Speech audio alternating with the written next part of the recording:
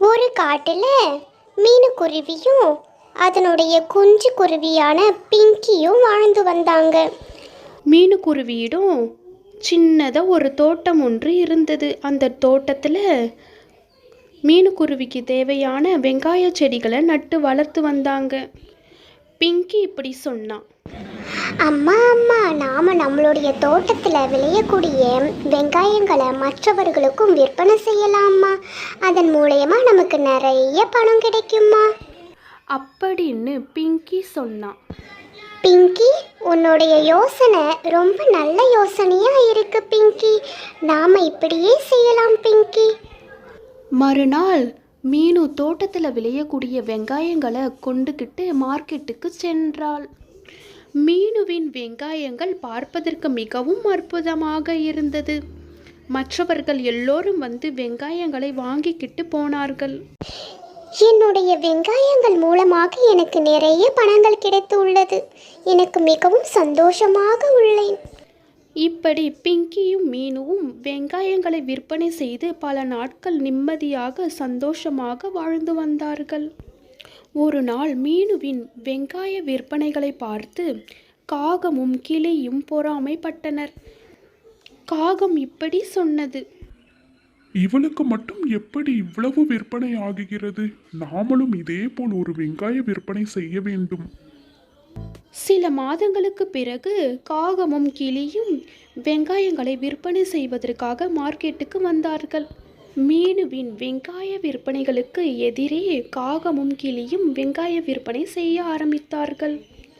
காகம் இப்படி சொன்னது.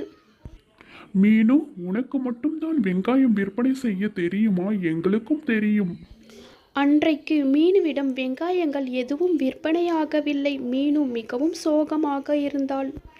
மீனு அன்றைக்கு வீட்டுக்கு சென்று பிங்கியிடம் இப்படி சொன்னாள். பிங்கி, இன்றைக்கு வெங்காயங்கள் விற்பனையே ஆகவில்லை பிங்கி. காகமும் கிளியும் எனக்கு எதிரே வந்து வெங்காய விற்பனை செய்ய ஆரம்பித்தார்கள் பிங்கி. அவர்களின் வெங்காயங்கள் நன்றாக விற்பனை ஆனது பிங்கி. அம்மா அம்மா, எனக்கு வெங்காய பக்கோடா சாப்பிடணும் போல இருக்குது அம்மா. எனக்கு வெங்காய பக்கோடா செய்து தரீங்களா? இப்படி பிங்கி மீனுவிடம் கேட்டாள். பிங்கி, நான் வெங்காயம் விற்பனை ஆகவில்லை என்று என் வேதனைகளை உன்னிடம் நான் சொன்னேன். அதை நீ காதில் வாங்காமல் வெங்காய பக்கோடா கேட்கிறாயே, என்னம்மா இது? மீனு சரி என்று வெங்காய பக்கோடா செய்து கொண்டு வந்தாள். வெங்காய பக்கோடாவை மீனுவும் பிங்கியும் சாப்பிட்டுவிட்டு பிங்கி இப்படி சொன்னாள். அம்மா, இந்த வெங்காய பக்கோடா மிகவும் அற்புதமாக இருக்குது அம்மா. நாம் இதே போல் ஒரு வெங்காய பக்கோடா கடை ஒன்று வைக்கலாம் அம்மா.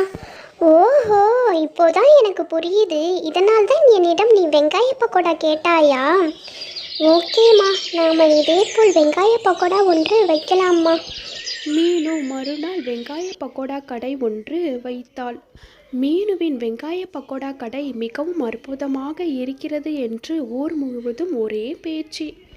இதை பார்த்த காகமும் கிளியும், என்ன இவள் புதிதாக வெங்காய பக்கோடா கடை ஒன்றை திறந்து உள்ளாள்? நாமளும் இதே போல் செய்யலாமா? கிளி இப்படி சொன்னது. இல்லை இல்லை, வேண்டாம் அக்கா. வெங்காய பக்கோடா செய்யணும்னா நிறைய வேலைகள் செய்யணும் அக்கா.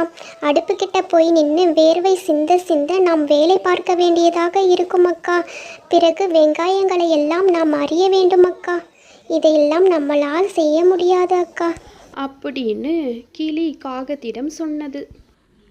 சரி, நமக்கு இந்த வெங்காயங்களை விற்பனை செய்வதே நல்ல லாபத்தில் போகிறது. நாம் இந்த தொழிலையே நாம் செய்யலாம்.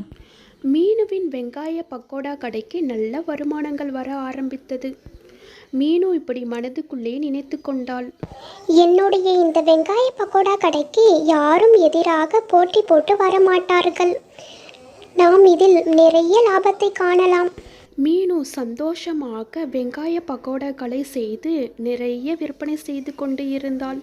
மீனுவும் பிங்கியும் நிம்மதியாக சந்தோஷமாக அவர்களின் வாழ்க்கையை வாழ்ந்து கொண்டு இருந்தார்கள். குழந்தைகளா, நாம் எப்பொழுதும் யாரை பார்த்தும் பொறாமை கொள்ளக்கூடாது குழந்தைகளா. நமக்கு என்ன தெரியுமோ அதன் மூலியமா நம்மளுடைய வாழ்க்கையில் நாம் முன்னேற வேண்டும் குழந்தைகளா. என்னோட இந்த கதை உங்களுக்கு பிடிச்சிருந்தால் லைக் பண்ணுங்கள், ஷேர் பண்ணுங்கள், கண்டிப்பாக சப்ஸ்கிரைப் பண்ணுங்கள். பக்கத்தில் இருக்கிற பெல் ஐக்கானை கிளிக் பண்ணுங்கள். அப்போ தான் நான் போடுற கதைகள் உங்களுக்கு உடனே வரும்.